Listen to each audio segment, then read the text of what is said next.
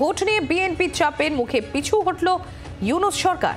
ডিসেম্বরে হতে পারে বাংলাদেশে ভোট, ন্যূনতম সংস্কার শেষেই জাতীয় নির্বাচন দাবি বিএনপির। সব্যসাচী চক্রবর্তী রয়েছেন আমাদের সঙ্গে। সব্যসাচী, তাহলে কি এই ভোট নিয়ে এবার যে বিএনপি যে বরাবর একটা চাপ ছিল, সেই চাপের মুখে এবার পিছু হটল ইউনূস সরকার? কবে হতে পারে বাংলাদেশে ভোট? দেখো, বিএনপির মহাসচিব মির্জা ফখরুল ইসলাম আলমগীর তিনি দাবি করেছেন যে খুব দ্রুত নির্বাচনের কথা বলা হয়েছে এবং সেই মতো যাতে সংস্কার, আমূল সংস্কার করে নির্বাচনের কথা বলছিল, সেটা হচ্ছে মিনিমাম সংস্কার করে যাতে নির্বাচন করা যায়।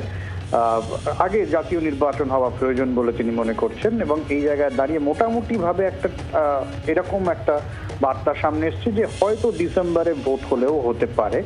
এই ডিসেম্বরের ভোট কিন্তু আবার তারপরের বছর অর্থাৎ 26-এর জুন অব্দিও পিছাতে পারে, কিন্তু ইনিশিয়ালি ডিসেম্বরের মধ্যে ভোট করার জন্য বিএনপির তরফ থেকে একটা চাপ দেয়া হয়েছে এবং তাতে মোটামুটি ভাবে সবাই একটা একমত হয়েছে, যদিও জামাতের তরফ থেকে এখনো পর্যন্ত এই ধরনের কিছু বলা হয়নি বলে খবর পাওয়া গিয়েছে।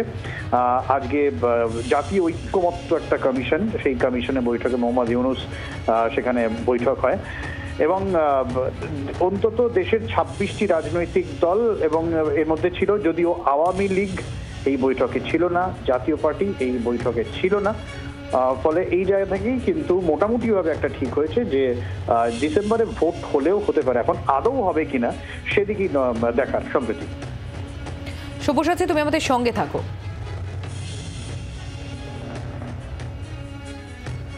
আপনাদের আরো একবার জানাবো, ভোট নিয়ে বিএনপির চাপের মুখে কি পিছু হটলো ইউনূস সরকার? কারণ ডিসেম্বরে ভোট হতে পারে বাংলাদেশে, আর ন্যূনতম সরকার শেষেই জাতীয় নির্বাচন, এমনই দাবি বিএনপির। আর আজ জাতীয় ঐক্যমত্য কমিশনের বৈঠকে এই ভোট নিয়ে আলোচনা হয়। পদত্যাগ করছেন ইউনূস প্রশাসনের উপদেষ্টা নাহিদ ইসলাম, আর নতুন রাজনৈতিক দলের মাথা হতে পারেন এই নাহিদ। আর চলতি মাসেই ছাত্রদের নতুন দল ঘোষণা হতে পারে।